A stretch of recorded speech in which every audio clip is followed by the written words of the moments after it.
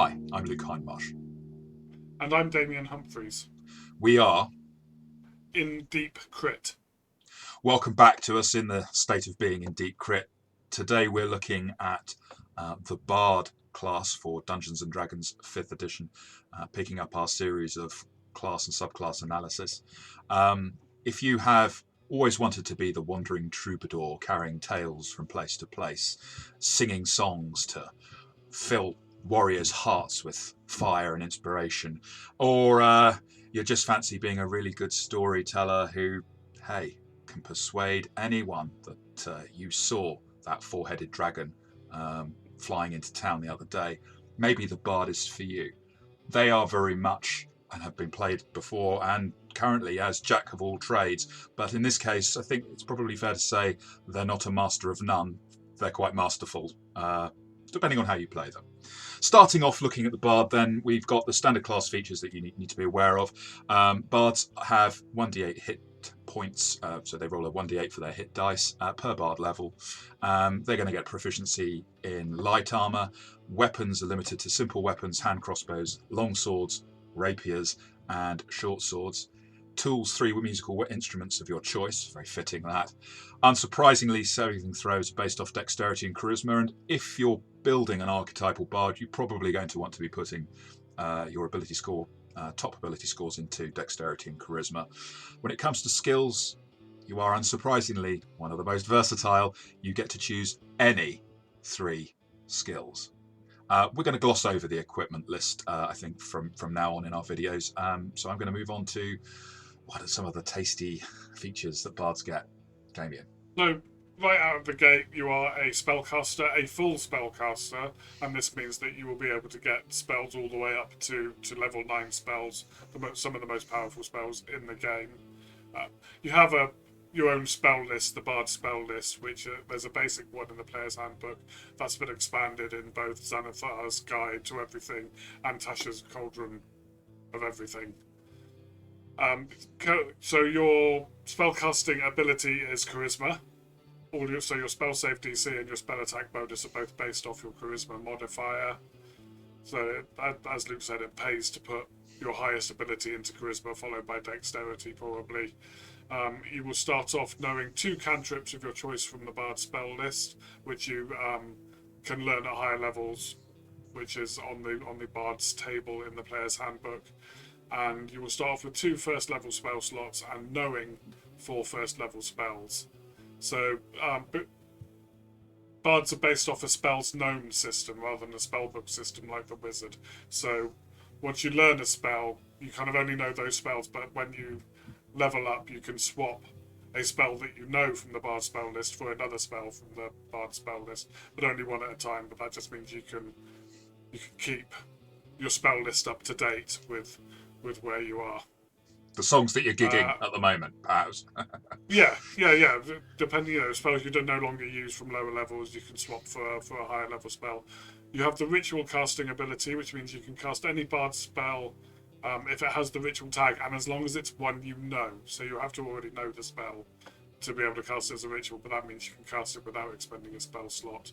And you may use a musical instrument as a spellcasting focus for your bard spells. Some of the subclasses offer other things you can use as a spellcasting focus as well. And that's basically the spellcasting. That takes us into another very key feature of the bard, bardic inspiration, using your words or music to inspire others, stirring them up to feats of valor. It's a bonus action on your turn to choose a creature other than yourself within 60 feet who can hear you, and they gain a bardic inspiration die, which is a d6. And they have 10 minutes to use that for an ability check, an attack roll, or a saving throw as a sort of as additional die on that roll. And they're allowed to wait. This is important. They can wait till you as a player, if you're got inspiration, you wait, roll your d20, then say, well, I may want to use inspiration at that point. You can choose to do so beforehand, of course. But once the DM has said the roll has succeeded or failed, it's too late. So you need to be a little bit on the ball with that, and probably a good idea to remind a DM who's got lots on their plate, hey, remember I've got bardic inspiration on this character, if you've been given it. It's important to note that a creature character or otherwise, can only have one bardic inspiration die at a time. The bard can use the feature a number of times equal to their charisma modifier at least once, and it comes back on a long rest. Those die change from being a d6 increasing to a d8 at 5th level, d10 at 10th, and a d12 at 15th level. Yep. We're not going to go into too much depth on whether these are good or bad on the basic bard, because everybody gets them, but this is a key feature of the bard, absolutely. And another very useful ability that the bard gets is Jack of all trades. So starting at 2nd level, you can add half your proficiency bonus, rounded down, to any ability check you make that doesn't already include your proficiency bonus. So that's any skill that you're not already proficient in, anytime you're asked to make a straight up strength roll, etc., etc. But also, and this is all really worth mentioning, initiative is an ability check. So that means you automatically straight away add half your proficiency bonus rounded down to your initiative. So straight out, that's a +1 to initiative.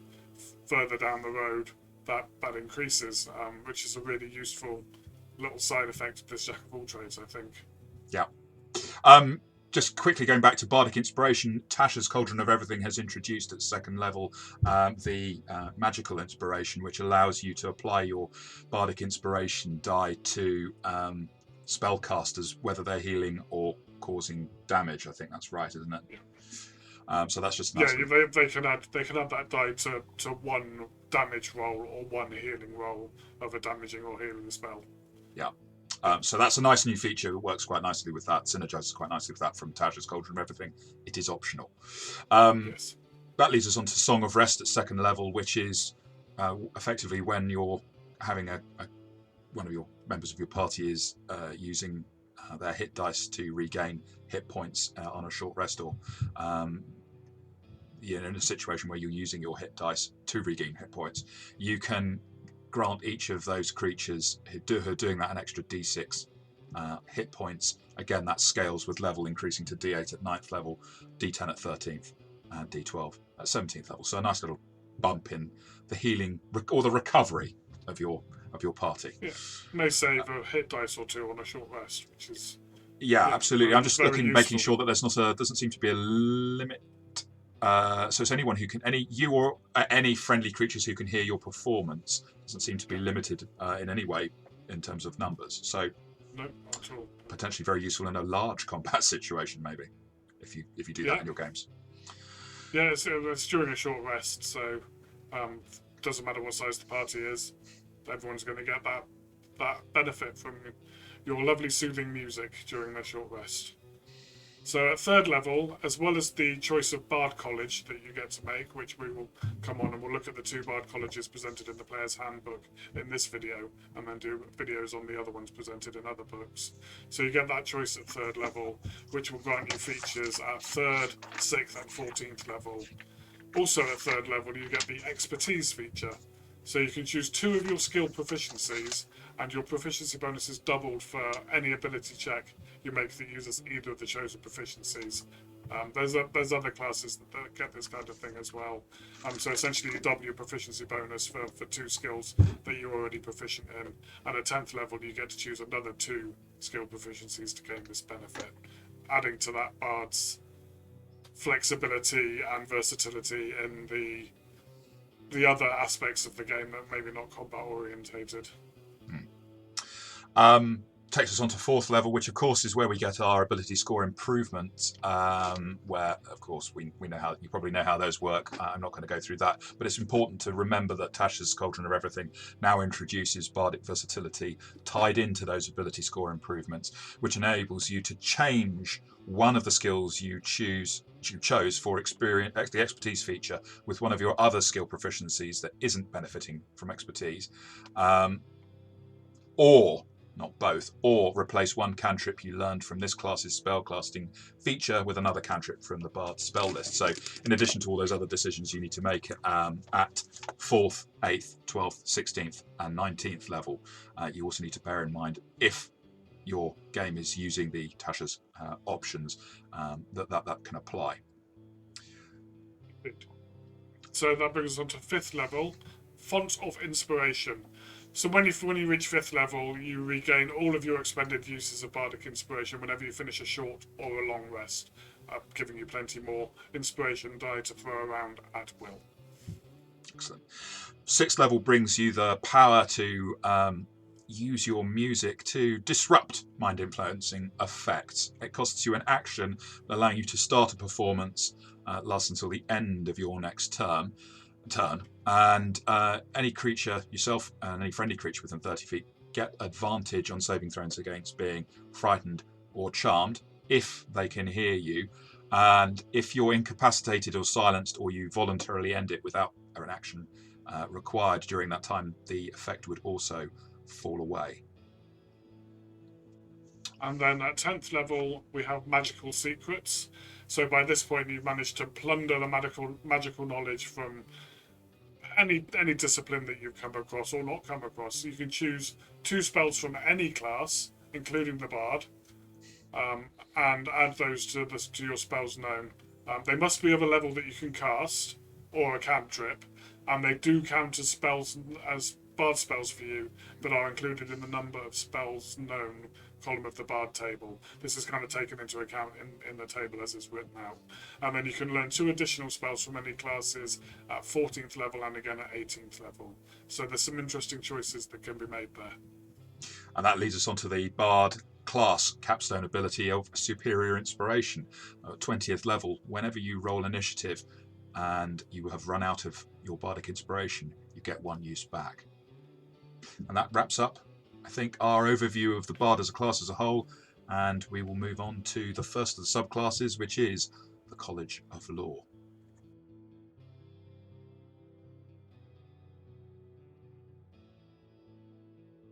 The first subclass that we're going to look at for the Bard is the College of Law. College of Law Bards know something about pretty much everything. They are beholden to truth and beauty rather than any particular leader or liege lord. They're going to grant you some certain abilities at 3rd, 6th and 14th level. So the first ability that you're going to get at 3rd level when you join the college is you gain proficiency with 3 skills of your choice, from any of the skills available. The next thing at 3rd level is Cutting Words, where you use your wit to distract or confuse, and that affects a creature within 60 feet of you.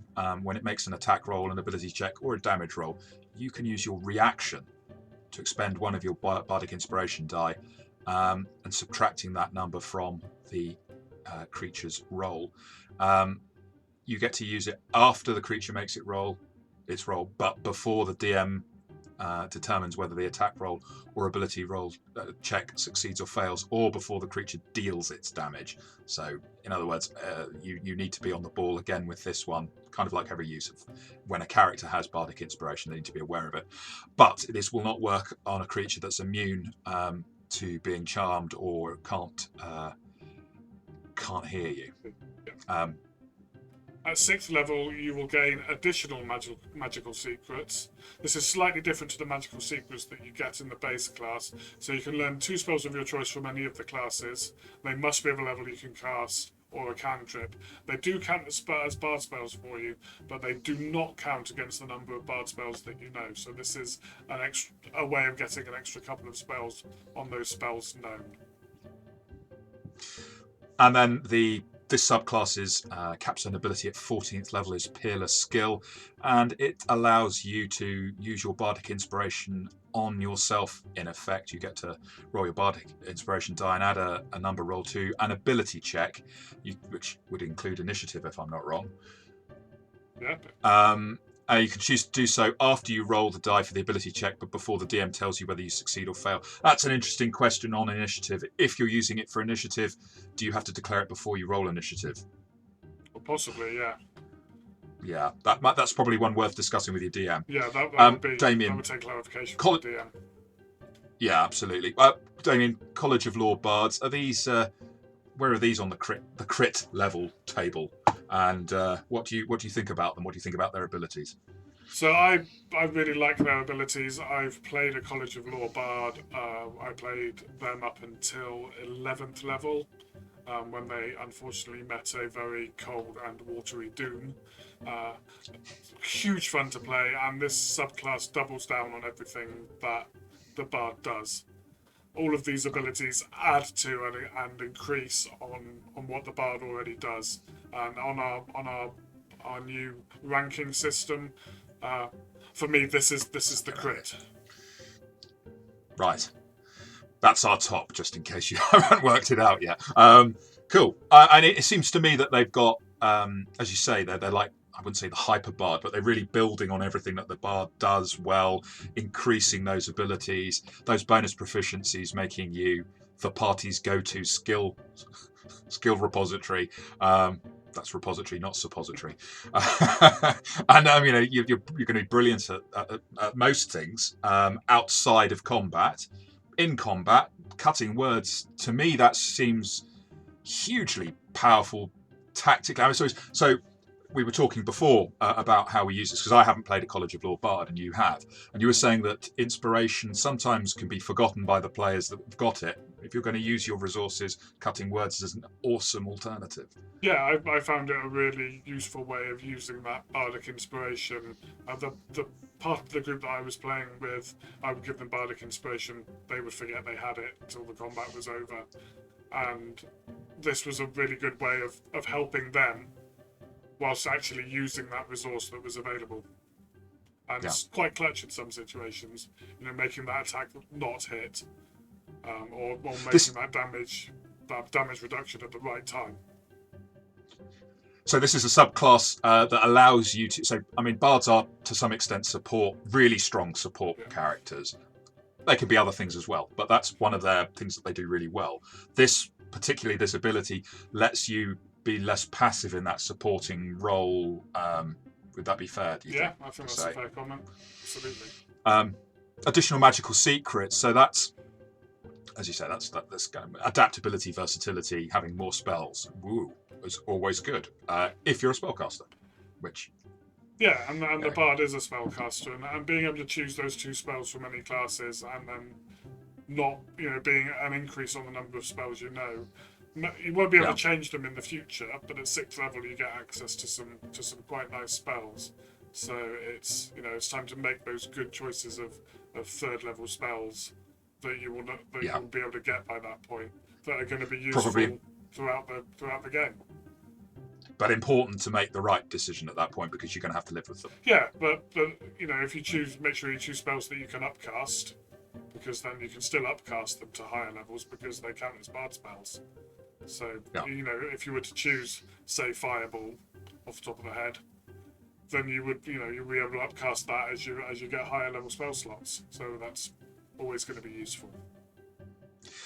Peerless skill. I mean, some subclasses in some classes have awesome capstone abilities. I don't think that the Bard particularly, and they're good, but they're not like the best subclass ability at the capstone. Seeming to me, I mean, the Bard is very front loaded. Good, the Bard is very front loaded in its abilities.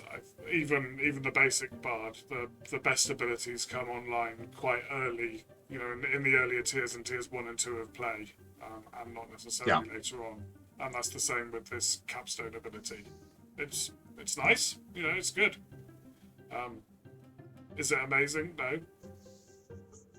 Building on what's already there. Yeah. So it's yes, okay, and that's I think I as I say, I haven't played College of Law Bard, but I can see that I would probably quite enjoy playing one of them. Before we leave this subclass, there are certain tropes with bards, and we won't go into it too much, but often bards can be played as sort of like the seducer that goes around doing that with the dragon or whoever. Does the College of Law help you break that trope, or does it play towards that trope? And if it does, how do you avoid that happening, do you think? Look, I think it probably plays into that trope quite a bit if you're playing that trope. You avoid it by just not being that bard. And that does, bards are really good face characters for the party because they're charisma based, so you're going to have a high charisma score. So all of your persuasion, deception, and all of your interacting role playing skills are going to be probably higher than most others. Yeah. But you don't have to play it as the wanting to get everybody into bed or wanting to talk the king out of his kingdom kind of bard. I played quite a different kind of bard who used those abilities to get out of trouble, certainly. Sometimes to get into trouble as well, mind. But it was more about just putting people at their ease and being friendly to everybody. So I would put the town's guard at their ease by going right up to them and talking to them and being very much, we're just here, just here minding our own business, please a bard ignore that them. doesn't try to sleep with the entire town watch. Hey, but okay. So this is that from a role-playing perspective.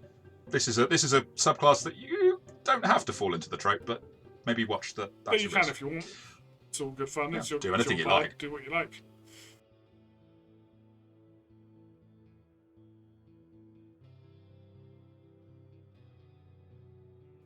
The second subclass presented in the Player's Handbook is the College of Valor, who are, if you like, the classic warrior skald, the bard that goes and tells the tales of the warriors as they're in the mead hall and inspires them as they're on the battlefield, takes part in their fights, shares their hardships, and makes sure that their names live forever. Doing so, looking at their abilities, the first thing that comes along is a bonus proficiencies at 3rd level, which, fitting with being the warrior bard, grants them proficiency in medium armor, shields, and martial weapons. And then at 3rd level as well, when you take this subclass, you learn to inspire others in battle. So now a creature that has bardic inspiration from you can roll that die and add that number to the weapon damage of any weapon damage roll it just made. Or when an attack roll is made against them, they can use their reaction and roll that bardic die and add that to its armor class for that attack. That after seeing the roll, but before knowing whether it hits or misses, probably be able to work that out by that point, I think. 6th level, you get an extra attack. Whenever you take the attack action, you attack twice. Not much more needs to be said about that. No. And the capstone ability is battle magic at 14th level. So you've mastered the art of casting spells and fighting at the same time. So when you use your action to cast a bard spell, you can make one weapon attack as a bonus action. Have many thoughts on the College of Valor, Luke? So rather than giving my rating first, I'm going to do it the other way around this time. So I think that I like some of these a lot, and I really like the type of bard that this would create, the sort of the warrior storyteller and the battle inspiration, being at the front line. In terms of abilities, having medium armor, shields, and martial weapons fits that image very nicely. In terms of its use in a fight, it really depends on what your party makeup is, doesn't it? So if you've got a lot of barbarians and fighters in your group, going down this route might not be ideal, whereas if you're low on melee fighters or your group that's made up of a lot of very mobile characters, this could fit in very well with that kind of group. Do you think the same, or a different take? No, I do think the same. I think as a College of Valor bard, you're never going to be as good a fighter as the fighter, and you'll probably be a slightly less good bard than some of the other bard subclasses. In my opinion, if a bard appeals to you, you will have fun playing a bard no matter what college of bard you choose. I think it's a great base class, and I don't think there are any particularly completely awful colleges that you can choose. Some lean better into what the bard does well than others. This one leans towards combat, which the bard is not really necessarily designed for, I think. But hey, I think you can have a lot of fun playing a College of Valor bard, especially as you say, if you have a party that's made up of more hit and run kind of tactics rather than a front line kind of tactic. You'll never do as much damage as the fighter.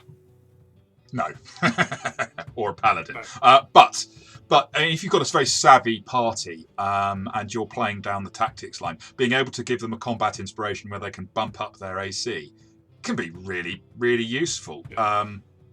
However, it's got that problem of you're relying on your other players who may not be. It's not the first thing in their mind. They're focused on how to play their character, not focused on the fact that you've given them bardic inspiration. So that's a thing that those inspirations could be going to waste. Extra attack is a nice way of bumping up the combat ability, and I really like battle magic, and to some extent at 14th level it's a little late for that to come in. But I like the idea that you can cast your spell and get a bonus action weapon attack, which makes I should think depending on what kind of player you are, you might be looking between 6th level and 14th level. You might be looking at your bard as, well, I just want to get 2 hits in, because it's often the way. Yeah. I don't know about that. I must say, role-playing wise, I'd be very tempted to play this from a role-playing perspective. I really like the sort of tie-in with Norse history and also Celtic and lots of other cultures across the world. Quite interested to hear suggestions of other cultures that have the sort of the warrior storyteller. Maybe anyone who wants to drop an idea in the comments. I love to play with respect to the culture, bards inspired by other cultures, so that would be quite fun. My personal rating for this on our new table is it's a good crit, but I don't think it's the crit. Yeah, I agree. This is good crit, definitely. You will have great fun playing this class, playing this subclass. You may not get all of the mechanics out of it that you would with some other of the college choices. And that ends our look at the bards in the player's handbook. So as usual, be sure to like and subscribe and comment, as Luke said. Let's have a conversation about where you think we went wrong with these reviews, or your other opinions on them. And then we will be back with part 2 of our look at the bards, starting with the colleges that are presented in Tasha's Cauldron of Everything. So until then, we will see you.